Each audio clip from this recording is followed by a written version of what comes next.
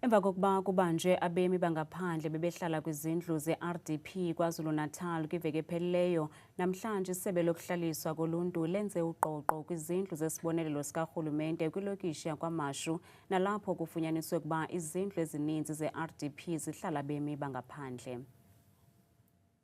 Namhlanje ngethuba isebe lokuhlaliswa koluntu lisenza uqoqo lifumanise ukuba izindlu zesibonelelo sikarhulumente zihlala abemi bangaphandle ngokungekho mthethweni. Lo muzi semva kwami kuhlala abaseZimbabwe kunezinto eziningi eyisho kuthiwa wakwaDludla, kuthiwa wakwaNgcobo, kuthiwa wakwaNkomo, izibongo eziningi. Lokho kubeka ngokucaca ukuthi mningi umsebenzi esazokwenziwa. Ukanti kufunyaniswe ukuba izindlu ezininzi apha kwaMashu zithengiselwa abemi bamazwe angaphandle. Kuyicala ukuthi mangabe unikezwe indlu wena obusuqashisa ngayo noma uyidayise, fanele leyo ndlu leyo musubona ukuthi cha usayifuna indlu, fanele uxhumane ne-Human Settlement so that thina sokwazi ukuthi siyithathe sinikeze umuntu olindile, ngoba baningi abantu abakhuluma noNgqongqoshe uMthombeni uSiboniso Duma bethi balindile mangabe bebona izindlu kuhlala bokufika abaziyo futhi ukuthi abanazo izincwadi kubaphatha kambi. Abahlali balengingqi bathi kufika abemi bangaphandle mihla le kwezi zindlu. Through ukuthi abanye ke baze ngokomsebenzi, abanye ke bayifikela nabantu babo kangangokuba uma befika balandana kancane kancane, uthi uyalala uyavuka ngakusasa uyafika sekukhona omunye ongamazanga ukuthi ufike nini ngasikhathi sini. Mawusuthi uyalandelela since njengomhlali uyuthola ukuthi abanye mawusuthi uyalandela kangangoba abanye sebezibefuna ngisho incwadi umuntu athi ufuna incwadi yeCouncil. Ngethuba kusenziwa uqoqo kufunyaniswe ukuba abemi bangaphandle banezazisi zomgunyathi kambe abanye abanazo neempepha zokuba kweli. Police arrest foreign nationals over illegal house occupations. What is really happening in South Africa, guys? You've got a situation whereby South Africans have got no houses, but foreign nationals are occupying those houses. I know someone will say, but it is South Africans who are selling those houses to the foreign nationals. But that is not always the case. That is not always the case. I'll tell you why I'm saying that is not always the case. In South Africa, you've got a situation whereby our government is so corrupt to the core. Municipal officials, Department of Housing officials are in cahoots with foreign nationals, whereby they sell the houses that were built and meant for South Africans. They then sell those houses to the foreign nationals. That is what is happening in South Africa.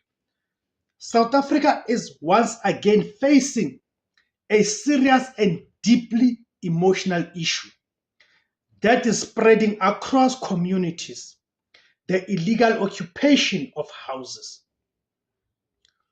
Reports have now confirmed that police have arrested individuals, including foreign nationals, in connection with the alleged hijacking and unlawful occupation of residential properties belonging to South African citizens. This is not just about buildings. This is about homes. It is about families who worked for years, sometimes decades, to own property, only to discover that their houses have been taken over illegally. But as always in South Africa, the story is not simple, because behind every arrest, there are deeper questions. How does this happen? Who is responsible? And is this a sign of a bigger failure in our housing, policing, and border systems? Stay with me, because what you are about to hear may change how you understand this crisis. What the police have reported. According to police operations in various parts of the country, including urban townships and informal settlements. Officers have arrested several suspects linked to unlawful occupation of houses. The South African Police Service has confirmed that these arrests form part of ongoing efforts to combat so-called house hijacking syndicates. These syndicates are believed to target empty or abandoned houses, properties of deceased owners without active family oversight, rental properties where landlords are not present, and in some cases, houses still under legal dispute.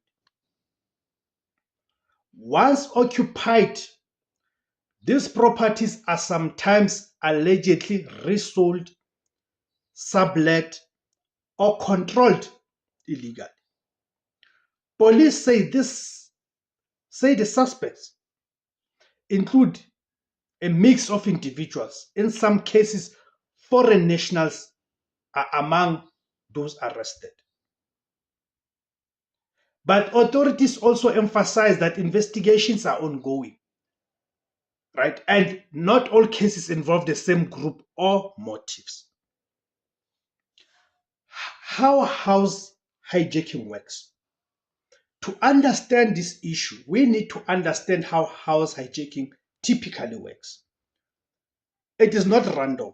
It is often structured. In many reported cases, illegal occupants or syndicates identify properties that appear vacant for long periods, poorly secured, or not actively monitored by owners, and the ones that are occupied by the elderly, the weak, people who are deemed to be weak and vulnerable. They then move in, sometimes by force, sometimes through deception. In some cases, they even change locks, redirect utilities, or create false rental agreements to appear legitimate. What makes this worse is that once a house is occupied, removing occupants legally becomes extremely difficult.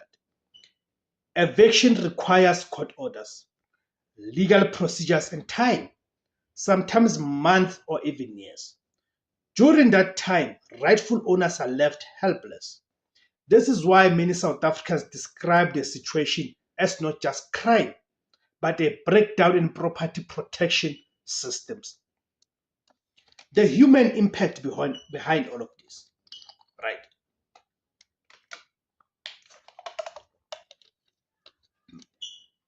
Behind every one of these cases is a human story. Imagine working your entire life to buy a house, to buy a home. You pay your bond, you sacrifice, you build something for your children. Then one day you arrive and someone else is living there. Your furniture is gone, your locks are changed, and you are told to go through a long legal process just to get back what is yours. This is the emotional reality many homeowners describe. But there's also another layer. In many communities, fear and frustration are growing. People start to associate crime with identity, nationality, or race. And that is where South Africa must be extremely careful. Foreign nationals and the controversy. This is the most sensitive part of the discussion. Reports have indicated that some of those arrested in connection with house hijacking cases are foreign nationals. And indeed, majority are foreign nationals. Right? So, millions of foreign nationals live in South Africa legally, working, studying, and contributing to the economy.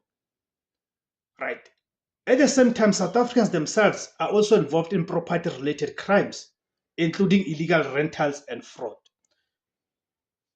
Right? So, the rise in illegal property occupation cases can be linked to several structural problems. First, the housing shortage. South Africa still faces massive demand for affordable housing, especially in urban areas. Second, the enforcement gaps. Even when arrests are made, prosecution and eviction processes are slow. Third, the documentation issue.